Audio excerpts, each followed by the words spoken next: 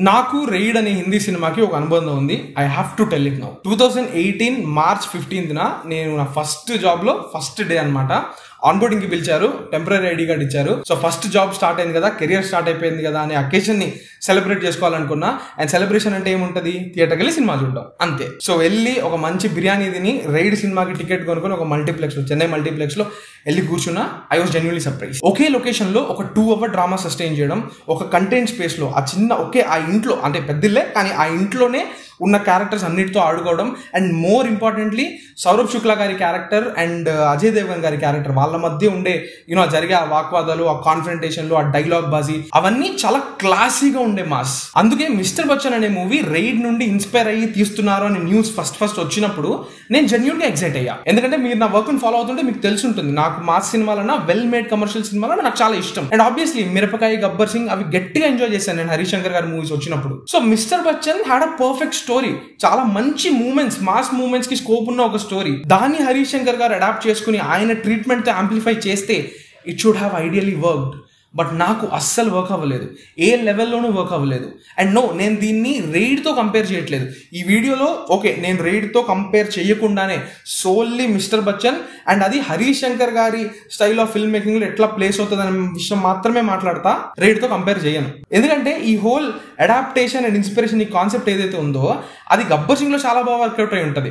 ఆ మూవీలో స్టోరీ లోపల మూమెంట్స్ క్రియేట్ చేయడానికి, స్టోరీ లోపల ఎంటర్టైన్మెంట్ ఫ్యాక్టర్ని డెవలప్ చేయడానికి వాడతారు. స్టోరీని కంప్లీట్ గా హోల్డ్ బ్యాక్ చేసేది, స్టోరీని కంప్లీట్ గా ఆపేసి ఎంటర్టైన్మెంట్ చేయరు ఎక్కడ. మిరపకాయలో ఆ హోల్ కాలేజ్ లో జరిగే కామెడీ సీక్వెన్స్ కానివ్వండి, లేకపోతే గబ్బర్ సింగ్ లో కూడా మీరు చూసుకుంటే ఫస్ట్ హాఫ్ లో వచ్చే కబడ్డీ సీక్వెన్సో, లేకపోతే సెకండ్ హాఫ్ లో అంతాక్షరి సీక్వెన్సో, ఇవన్నీ స్టోరీ లోపల ఉంటాయి. కానీ మిస్టర్ బచ్చన్ లో లిటరలీ ఒక 1 hour ఫస్ట్ హాఫ్లో జస్ట్ ఎంటర్టైన్మెంట్ అనే ఒక జోన్లో తీసుకెళ్తారు మూవీని.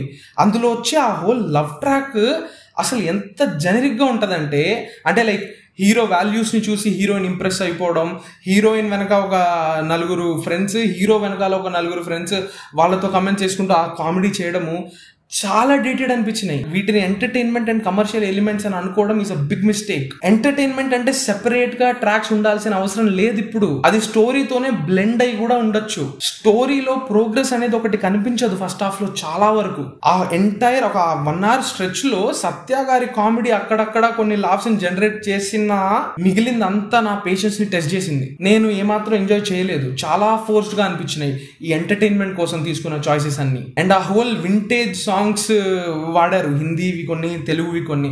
వాటి ప్లేస్మెంట్ కూడా ఏదో ఒక్కసారి 2 సార్లు అయితే ఓకే, ఇట్స్ ఓకే.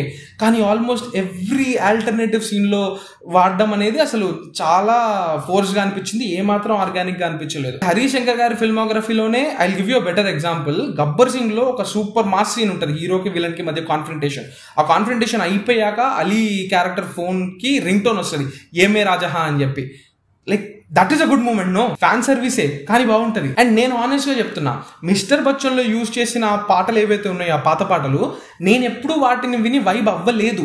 సో నాకు అవి ప్లే అవుతున్నప్పుడు ఎటువంటి ఇంపాక్ట్ కానీ ఫీల్ కానీ లేదు. సరే అలా అని చెప్పి యాక్చువల్ స్టోరీ, ఆ మెయిన్ రీడ్ ఏదైతే ఉందో దానిపైకి ప్లాట్ షిఫ్ట్ అయ్యాకైనా ఫోకస్గా ఉంటుందా అంటే అక్కడ కూడా లేదు.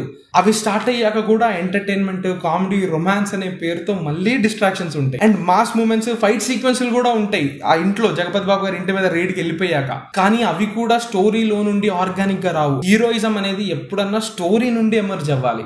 హీరోయిజం కోసం అని చెప్పి స్క్రీన్ ప్లేని పాజ్ చేసేసి ఎపిసోడ్లు క్రియేట్ చేయడం, I don't think it works for me. సరే మధ్యలో ఈ రైడ్ జరుగుతున్నప్పుడు సరే ఇప్పుడన్నా కొంచెం ఫోకస్ వచ్చింది అని అనుకునే లోపే హీరోయిన్ క్యారెక్టర్ ఎంట్రీ, అండ్ మళ్ళీ అక్కడ ఒక జెనరిక్ రొమాన్స్ సీన్, దాని సాంగ్లోకి ఒక సెగ్వే, టోటల్ మూడ్ కిల్. ఇక్కడ నేను చెప్పేది ఏంటంటే కమర్షియల్ సినిమా తీయడం చాలా కష్టమే. అలా అని చెప్పి కమర్షియల్ సినిమా తీస్తున్నప్పుడు ప్రతి చాయిస్ని ఇది ఆడియన్స్కి కావాలి, ఇది ఆడియన్స్కి నచ్చుతుంది అనే అజంప్షన్ మీద బేస్ అయ్యి చేసుకుంటే చాలా కష్టం. ఎంటర్టైన్మెంట్ డెఫినేషన్ కూడా మారిపోతుంది. ఈ ఫార్ములా, ఈ కామెడీ, ఈ ప్యాకేజ్, ఇవన్నీ ఉండాలి, ఇవి మ్యాండటరీ అని ఫిల్మ్ మేకర్స్ అనుకుంటున్నారు. కానీ ఆడియన్స్ ఎక్కడ ఉన్నారు? Film makers have to catch up. Mister Bachchan అనే మూవీలో నాకు ఆ గ్యాప్ కనిపించింది క్లియర్ గా.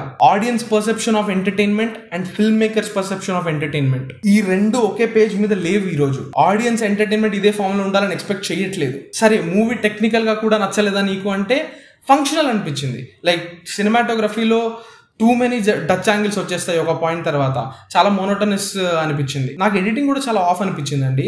ఏదో ఒక రష్డ్ ఫీలింగ్ చాలా చోట్ల. షార్ట్స్ లో జంప్ కట్స్ ఉంటాయి, ఇంటెన్షనల్ అయి ఉండొచ్చు, కానీ చూస్తున్నప్పుడు చాలా డిస్ట్రాక్టింగ్ అనిపించింది అది ఫ్లోకి. మిక్కీ మేయర్ గారి మ్యూజిక్ బాగుంది, background scores and songs to నచ్చినాయి నాకు. నల్లంచు తెల్ల చీర సాంగ్ అది రిలీజ్ అయ్యి 2 days అయింది, అప్పటి నుండి నేను వైబ్ అవుతూనే ఉన్నా.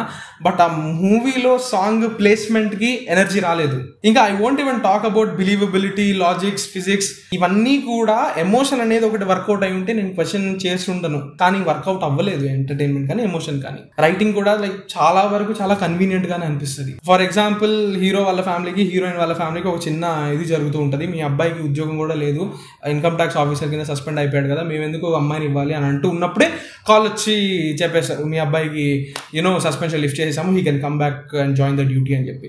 సో కన్వీనియంట్ రైటింగ్ చాయిసెస్ ఇలా చాలా ఉంటాయి. అది నాకు వర్కౌట్ అవ్వలేదు. అంటే ఓకే, కమర్షియల్ సినిమా అంటే లీవేస్ ఇస్తాము, కానీ మరి ఇంత రొటీన్గా ఉంటే కష్టం కదా. సో ఈ రివ్యూ ఇప్పుడు నేను 1 o'clock అవుతుంది. రేపు మార్నింగ్ మళ్ళీ ఈ రివ్యూ మీరు చూసే టైంకి I might be watching double smart. So